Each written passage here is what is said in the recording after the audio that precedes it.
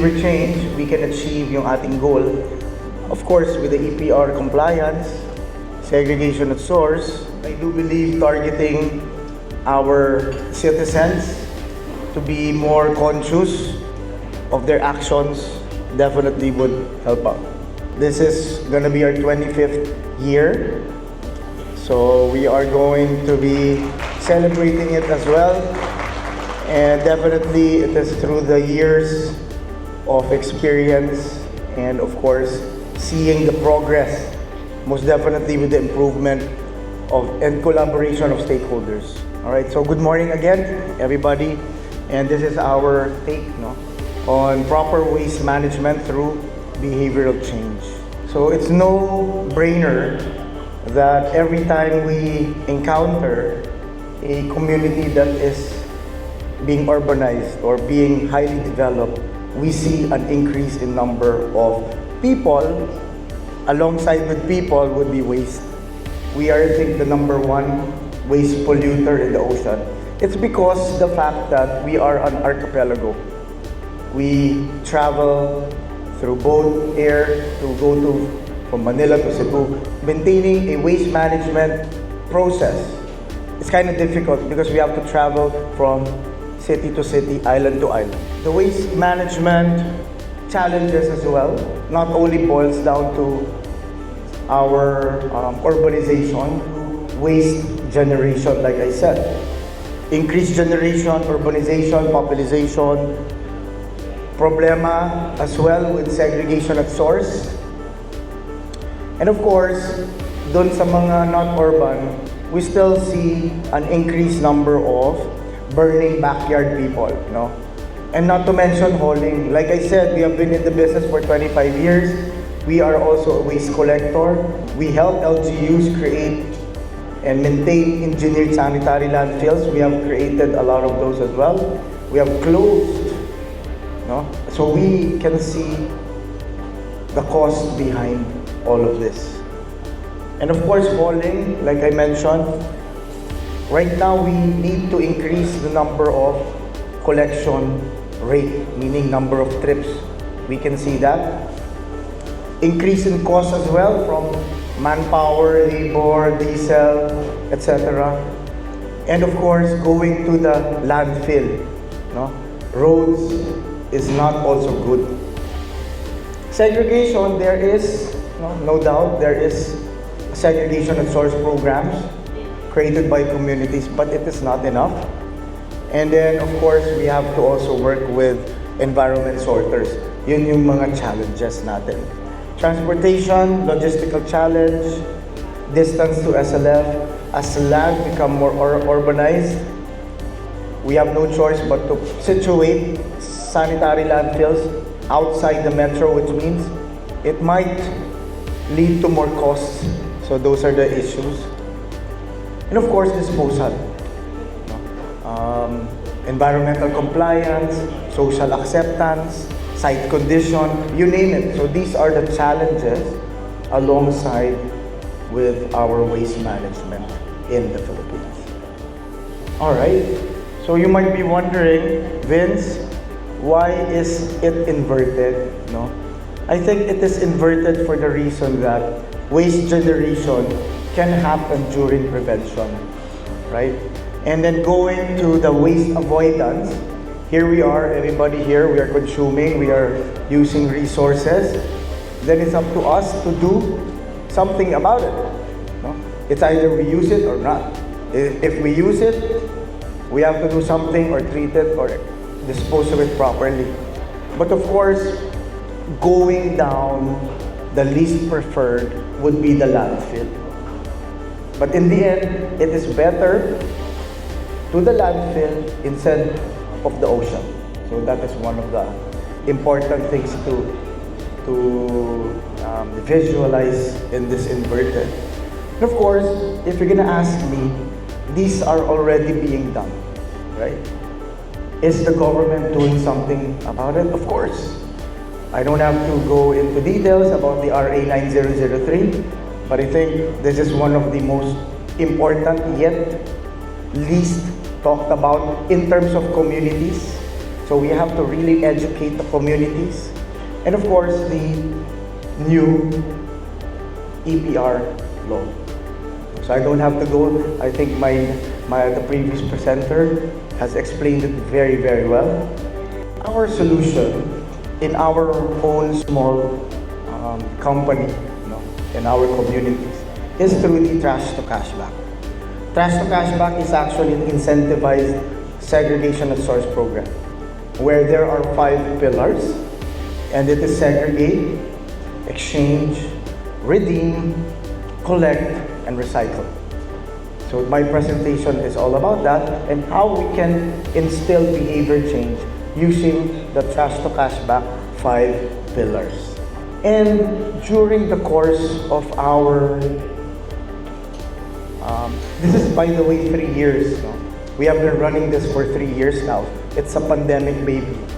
And we have a lot of partners, but I would like to highlight those partners who have, especially the LGU, who signed with us. And this is in Bacolod, Visayas region, and Quezon City, where we are, and Lungsod ng Makati. Why do we partner with them? I think it is very important that the LGU is included because, number one, they give you permits.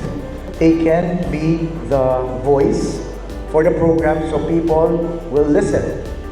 And alongside with this, we have created programs that we create for the obliged enterprise who took a chance with us, and we create programs for them that we build inside the local government, LGUs. Example of this is the Tindahan Extra Mile with Coca-Cola, and we created as well a program called Sari Cycle by Ajinomoto, cartons for communities. It's with used beverage cartons. And Tindahan Extra Mile is about empowering sari-sari stores and karinderya owners. And we have a task of bringing in 10,000 sari-sari stores and karinderya owners. Right now, we are in our 6,000. It is spread out, 500 in Visayas, a lot in all the different cities like Mandaluyong, stuff like that. And also Sari Cycle, okay? Tindahan Extra Mile is plastic PET recovery program, right? Sari Cycle, on the other hand, is all about flexibles. Who here doesn't use Ajinomoto products? I don't think so. I think it's no-brainer that we use them for our food, especially the karinderya. So we did adapt the same principle, penetrating the distribution channels of these obliged enterprise, because we believe if they are the ones producing or selling, it's right that it has to be recovered in that segment. And we put them in the LGUs that we partner with. So it doesn't only help the LGU divert waste, it also gives some sort of a program to its constituents, making them happy. And it's hard to discuss to these communities, even to any government agencies, if there is no information, education, and communication campaigns. So we are here also to enlighten the communities, to involve them. Even we go to the barangay level, even we go to schools as well, educating them, and hopefully we can strike an impact and change their lives, and also, of course, ripple effect. So here we are getting busy with a lot of information education campaigns. We go to the barangay level as well. And these communities, these are just some that's very active, but we have partnered over the course of 3 years, 200 plus. But right now, the ones that are very active are 100 eco-communities, or what we call drop-offs. So I will discuss that as well. So we have in McKinley Hill, Barangay Tatalon, so you name it, from malls to barangay level to depressed areas, even in coastal cleanups, we are being called as well. to help out. And these partners that we have, we give them a platform as well so that they can probably touch lives in their own small way. For example, a very experimental but very successful program we did with Milo way back in 2022. It only ran for a few months. This was recovery of sachets of Milo. So we give them sachet Milo with content inside in exchange for 2 or 3 empty similar packaging. It went very well, but of course it's not sustainable because, so it was a test done to prove that if there is enough incentive, there can be behavioral change. Similar with Lazada, it's Let's Go Green. You will understand as well that why are we named Trash to Cashback. The points you get can be converted to Lazada credit so you can do your shopping, something like that. And of course, the used beverage cartons, very popular to coffee shops because they do consume a lot of UBCs, of your used beverage cartons. And it was also an impact. Actually, no, everything here is about impact. All right, just to give you a highlight on Vince, you might be asking me, how do you create behavior change? For us, because it's trash to cashback, so example, this is given to us. We call this marumi. It's not marumi in the eyes of normal citizen, right? It is marumi to us because this is not recycling ready. So, if you're gonna ask me, so how can it be malinis? Well, educating them, remove the label and the cap. Sometimes this is HDPE or polypropylene, because once you do that, the 1 peso or EP, we call it, becomes 10 pesos. So that's basically one of the carrot that we want to instill to the lives. You know, maybe in the future, we don't need to give incentives, but until such time, I think it is proper to put incentives as a forefront to change behavior. And similar to any type of packaging, plastics, paper, metal, or glass that we recover, we do practice the same malinis and marumi. Totally recycling ready. And this is just a few of the recyclables that we do accept. We do accept paper, plastic, metal, or glass. We can partner with in terms of who can upcycle, recycle. We can put into the system of trash to cashback. And we're very happy about this. Actually, it's not 49. We are now 51,000 eco-warriors. It's also seen in our portal. Every time you register, it will increase in number. And we have recovered almost 5 million kilograms from post-consumer. But this includes some condominiums, subdivisions, no? So these are the platform that is enabling their communities to also have some sort of a program. So it's like a ready-made program for you to put into your community. So you don't have to do anything, just allow us to be there to put our small tent and we will collect whatever we recover and we create a community of eco-warriors, something like that. And not only that we are able to recover and help the environment, create community, create eco-warriors, but we also help businesses. Why? Because we believe businesses are very, very important because they are the ones that accept these environmental points. So these points, I'm not gonna mention any delivery, but I think you know yung mga top delivery companies, food delivery, so we something like that. So what do we do? The points you get is powered by PXA, which is also part of the BEST group. So all you need is to create, if you have an email address, go download the app. So it will generate for you your cashback wallet. So what can you do? You can go to a business. I think there's one here, coffee shop somewhere here. This is your wallet. It saves all your points here. Again, this is behavior change.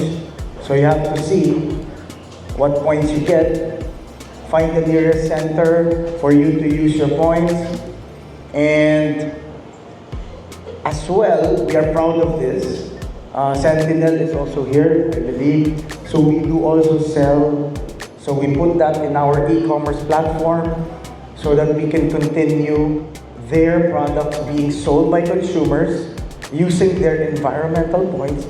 So how circular can we be in terms of you being able to give your sira na planggana, exchanging it for points, keeping it, and then of course Sentinel will do their magic, make it into another planggana, you can buy it again.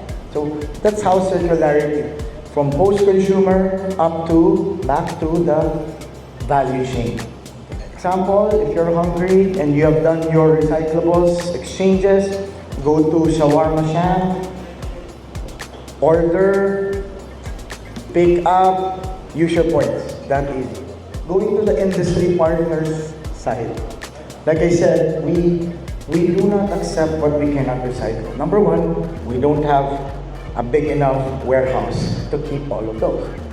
So we have to ensure whatever we recycle, whatever we recover, will be accepted by these recycling companies, or else we'll be stuck with that, or else we will be losing. So I don't think that would be good for our stakeholders.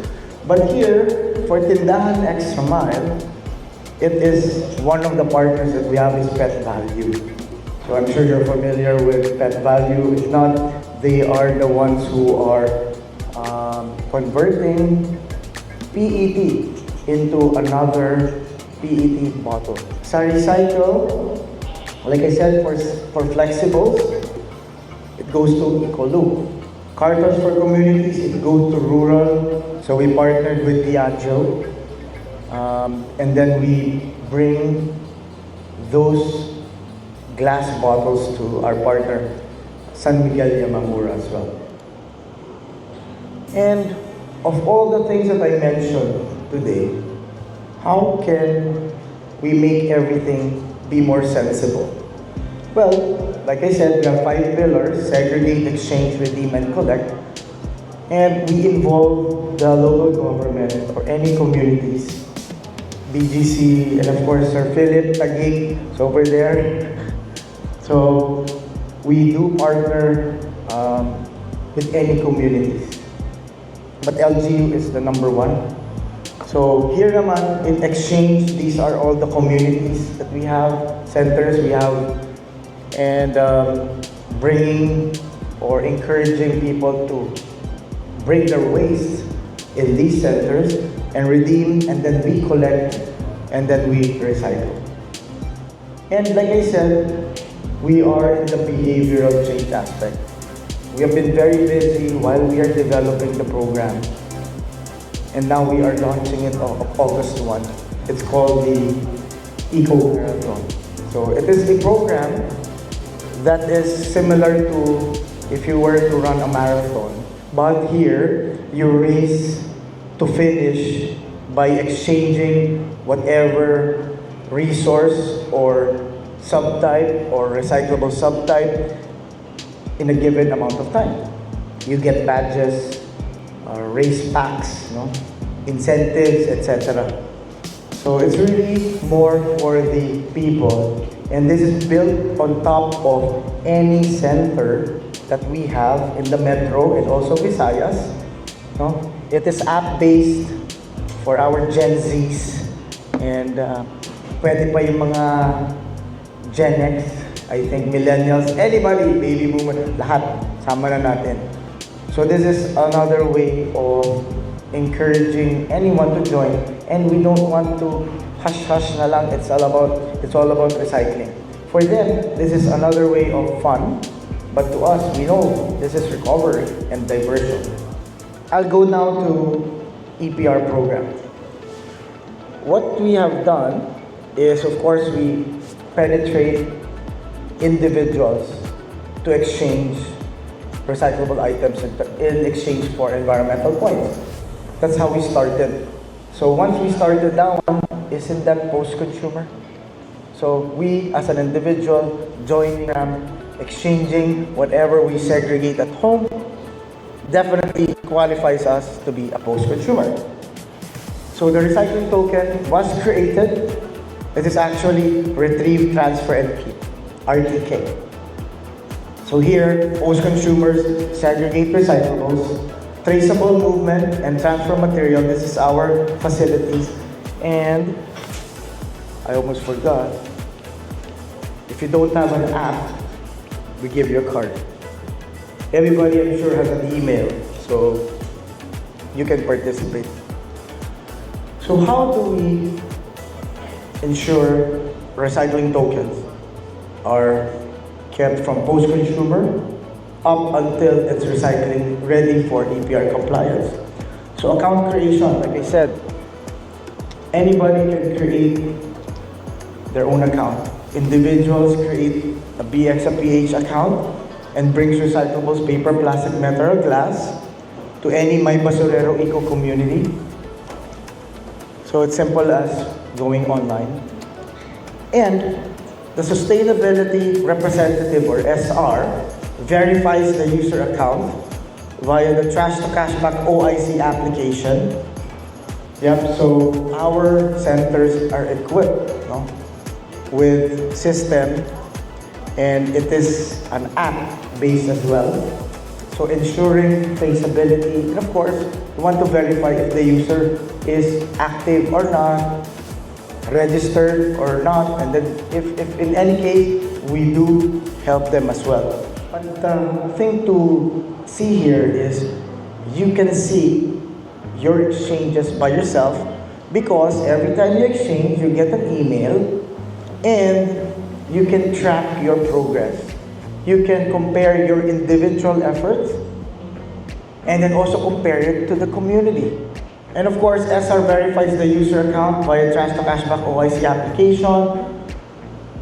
And then each transaction, this is beyond EPR, so we want to ensure that whoever exchanges appreciates what we're doing, and also we give them a certificate of acceptance. Because some of them, for their schools, for their work, so we partner with a lot of HRs, and this is something like a proof for their participation in helping the environment. This is our warehouse, by the way, and we pick up in warehouse verification. So Trash to Cashback closed van picks up, and recyclables, transport them to the warehouses. Warehouse officers verify acceptance, number, weight, and approves. We also have a system for that. Any movement of waste from one warehouse to the other is signed off and given a transfer certificate of transfer. So it creates another unique identification number that leads to the warehouse where it came from, what center it came from, who exchanged it. Integrity of our data. Approved recyclables are added to the warehouse bank. So it's quite different how we tackled it. We create a bank for the warehouse. So it's not yet considered as EPR credit because it's not yet received the recycling or upcycling or the wherever it's going to be disposed of. So authorized personal trade sales of recyclable, again, we withdraw from our warehouse bank. In our system, in all our 200 centers, we know where the wastes are. So we know where to transfer from. So recyclables are weighed again for sale of upcycling or recycling companies. Upon delivery, invoices are issued. Delivery receipt is enough of recyclable. Another layer of traceability. Alright, so how do we close it? No? It's through our accounting system or department. So accounting department closes the sale of recyclable. The recycling token feature is activated. It will only be activated only if there is somebody who will purchase it. We don't have recycling tokens available, but we do have a lot of sales of recyclables. If the close of sales recyclables have been done, it means the waste that came from the warehouse transferred as well to the upcycler. It means it has successfully closed the loop. So that is how we deal with it. And inside this recycling token comes a series of information, no? Like recycling token feature is activated, and token is created encompassing all transaction data, request information, company name, email, company address, invoice or delivery number, the details from the delivery of the company, collection, bag tag number, sales of recyclable information. This is where we give information now. Give 100 kilograms to a recycling company. We will give you the details of where that 100 kilograms of recyclables came from. It's that intricate. The proof, this is one recyclable token generated. There's a recycling number, total kilogram, what is it, PET, rigid. This is the one who accepted it, and this is 3JC, one of our partners. And here you can see the invoice number, sales of recyclable, and in this are the transaction details, which is transaction number, BXN number, recyclable type, subtype, weight, date, and type of transaction, location, name of sustainability representative, eco-warrior, etc. Okay. This ensures comprehensive traceability and documentation from initial collection to final recycle through the warehouse. And to end my discussion, breather muna, no? And again, this video was created when we were starting because we wanted to make an impact. So do appreciate, and some of the data being shown might be old, but okay. It may not always come easy. Trials and obstacles will always be a part of the equation. But having the commitment will take us to where we want. And then, that's when the magic happens. When people start to see that mass commitment can be turned into groups, into communities, and perhaps into nations. We have also found a way to solve it. But, just like any other process, it will take time. And it will take action. It will be our mission to save the environment. We have taken the first step, and there is no turning back. That's why we encourage you to take your first step as an eco-warrior and join our cause for our planet, for our kids, for our future. We only have one world, one life, so let's all start with one step, one commitment, because the change must come from each and every one of us. That we may not just be one, but the one who takes stand to do what's right.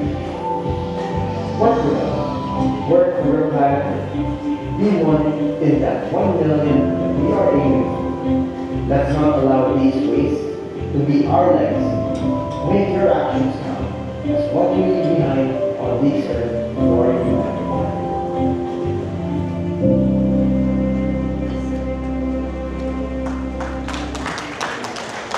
Thank you very much for the time, and happy to present. Thank you so much, Sir John, for sharing your best practices. And sir, if I may request po, please remain on stage together with me.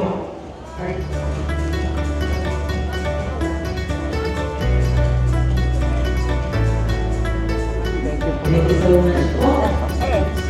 And now, Thank you, sir. Thank you so much. With the final discussion. So I will now be where we can share our best practices, especially in the reduce, reduction, waste diversion of our waste. And diba tama ko yung binanggit ni Ma'am Cha, because as a lawyer, plagiarism is punishable by law. Pero ito yung pangungopia na inaalaw po ng batas natin.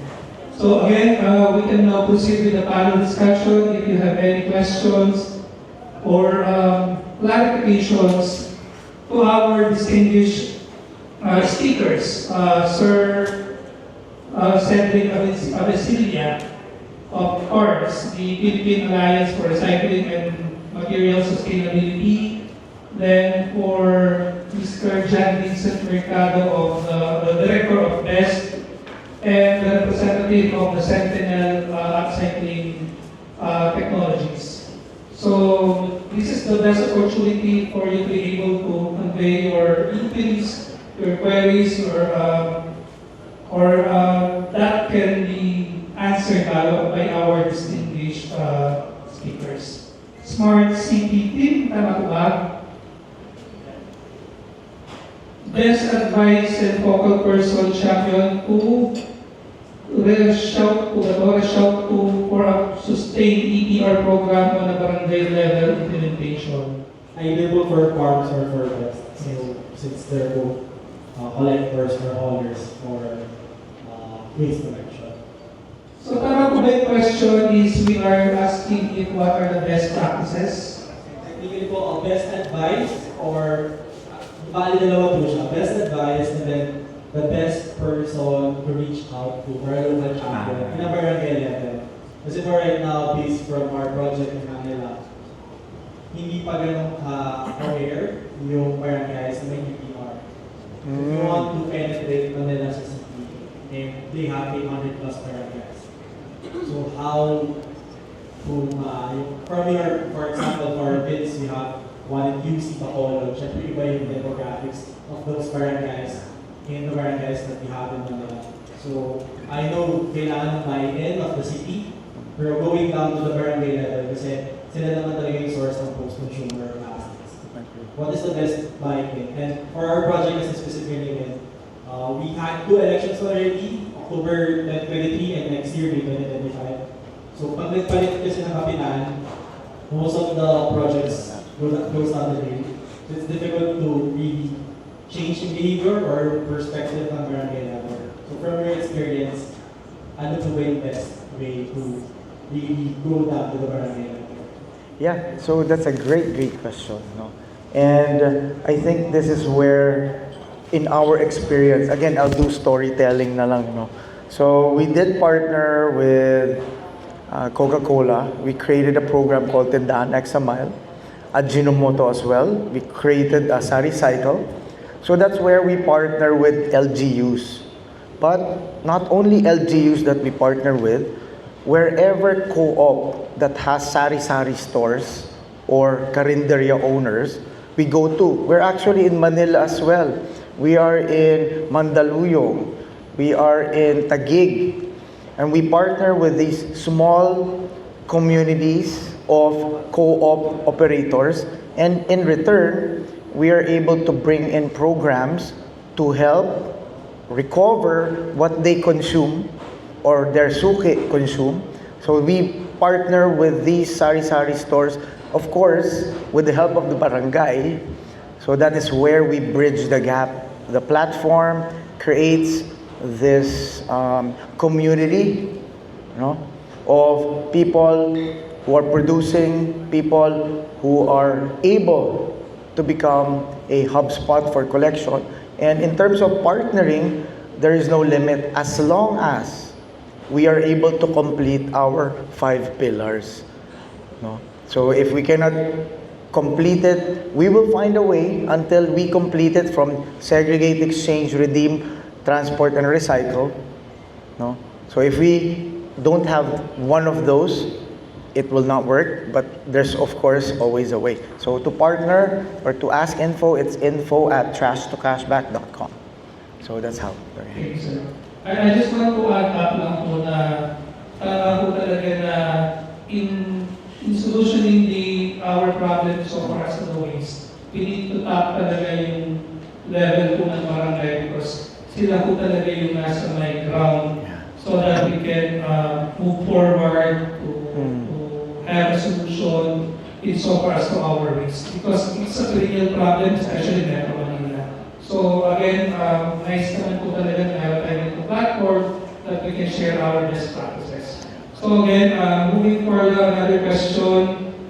What are the advantages in joining your PRO as compared with other PROs? Yep. And I do agree. It's a multi-stakeholder, and we are also a partner with farms. So, and we, I think there's no clear answer on who is better.